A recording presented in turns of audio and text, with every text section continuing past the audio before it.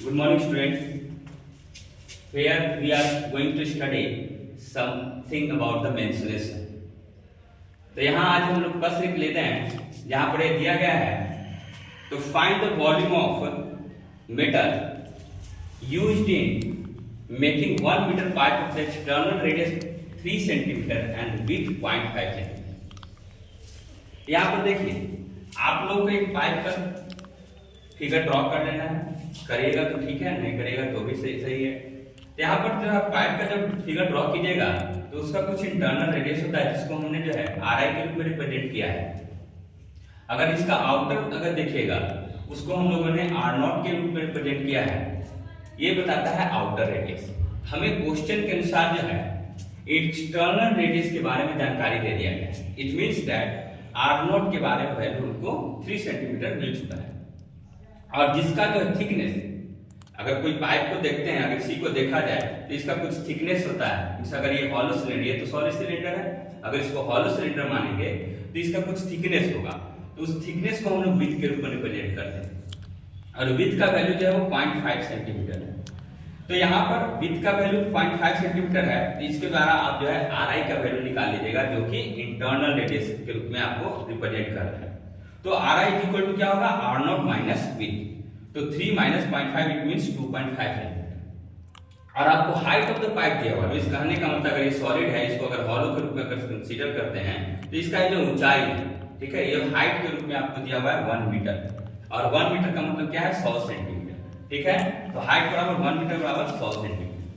अब बताइए, अब यहाँ पर जो बताया गया है कि ये जो शेडेड रीजन है, ये वाला पार्ट जो है, ठीक है, ये जो इसके निर्माण में जो मेटल का उपयोग किया गया उसका वॉल्यूम कितना है, आयतन कितना है।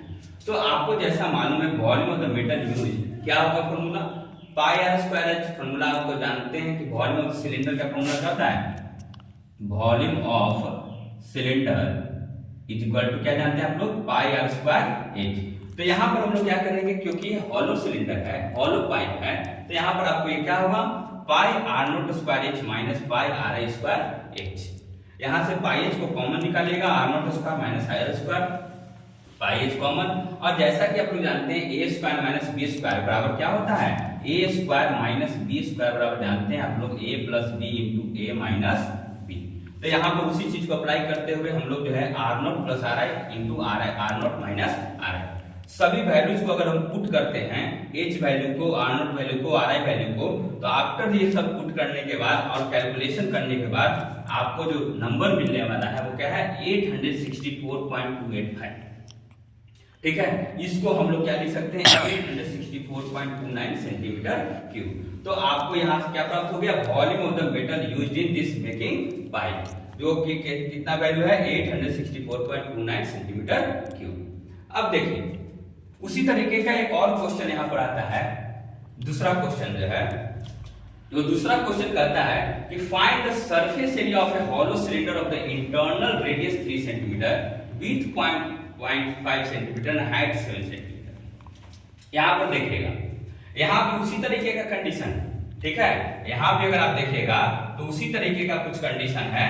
तो आप देखिएगा इस तरीके का, तो यहाँ पर RI बराबर क्या दिया हुआ है, 3 सेंटीमीटर। जहां पर तो वहां पर R0 दिया हुआ था, यहाँ पर RI दिया हुआ है। और यहाँ भी विड्थ की बात की गई है, तो यहाँ पर से R0 का वैल्यू क्या हो जाएगा, RI प्लस विड्थ। तो यहाँ से R0 का वैल्यू आपको प्राप्त होने के बाद H का वैल्यू आपको मालूम है सेंटीमीटर, 7 सेंटीमीटर। अब देखिए यहाँ पर दो चीजों की बात होगी। जब आप किसी चीज को अगर स्टडी करते हैं अगर, तो वहां पर देखिएगा जब हॉलो होगा तो उसके अंदर में क्या होंगे, उसके अंदर के भी सरफेस एरिया होगा और बाहर का भी सरफेस एरिया होगा। अगर इस पाइप को अगर अंदर से देखते हैं तो इसके अंदर वाले सरफेस एरिया को भी आपको कंसीडर करना पड़ेगा, बाहर वाले को भी करना पड़ेगा। और ये जो आपको जो मोटाई जो दिख रहा है, जो थिकनेस का रूप है, उस एरिया को भी आपको कंसीडर करना पड़ेगा। तो यहाँ हम लोग क्या पहले निकालेंगे, curve surface area. Curve surface area का फॉर्मूला क्या होता है, 2 पाई RH। जैसा कि आप लोग जानते हैं कर्व सरफेस एरिया का फॉर्मूला क्या होता है, 2 पाई RH। यहाँ पर क्या होगा, एक आउटर वाला और एक इनर वाला। तो यहाँ पर जो होता है क्या होगा, 2 पाई R0H प्लस 2 पाई RIH। तो यहाँ पर 2 पाई H कॉमन निकालेंगे, R0 प्लस RI क्या हो जाएगा, ब्रैकेट में चला जाएगा। सारे वैल्यूज को पुट करने के बाद RI, R0 एंड H का वैल्यू पुट करने के बाद आपको प्राप्त क्या होगा, 286 सेंटीमीटर स्क्वायर। यूनिट पर ध्यान दीजिएगा, सरफेस एरिया का यूनिट क्या होगा, सेंटीमीटर स्क्वायर या मीटर स्क्वायर जो भी होगा, ठीक है।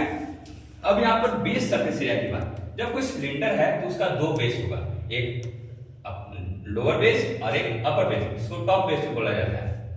और एक चीज ध्यान दीजिएगा, जो बेस की चर्चा होती है उस चर्चा में आप देखिएगा कि वो सर्कल का रूप होता है, और सर्कल का एरिया आप जानते हैं क्या, एरिया ऑफ सर्कल आप जानते हैं क्या, पाई आर स्क्वायर। तो यहाँ से उसी चीज को अप्लाई करते हुए 2 पाई आर स्क्वायर करते हुए, क्यों, क्योंकि एक ऊपर वाला एक नीचे वाला, और साथ में देखिएगा ध्यान दीजिएगा 2 pi into r not square minus are square, क्यों, क्योंकि हम लोग को केवल इस पार्ट का रीजन को ज्ञात करना है, इसी चलते क्या हो गया माइनस, ठीक है।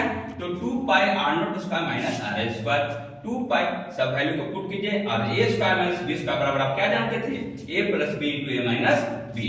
तो यहाँ से आपको जो है सभी वैल्यूज को जो है आपको पुटअप करने के बाद आपको बेस सरफेस एरिया के रूप में 220.42 सेंटीमीटर स्क्वायर आपको ये डिटरमाइन हो जाएगा। अब देखिएगा, जब ये चीजें प्राप्त हो चुकी हैं तो आपको टोटल सरफेस एरिया आपको ज्ञात करना है। तो टोटल सरफेस एरिया बराबर क्या होगा, curve surface area plus base surface area, means कहने का मतलब 286 जो आपने आप प्राप्त किया था और 20.42 दोनों को ऐड अप कीजिएगा तो आपको जो वैल्यू आएगा 306.42 सेंटीमीटर स्क्वायर। तो आप लोग इस ग्लोबल कोचिंग क्लास के साथ जुड़ते रहिए और आगे बहुत सारे वीडियोज आते रहेंगे, और आप लोगों का बहुत बहुत धन्यवाद।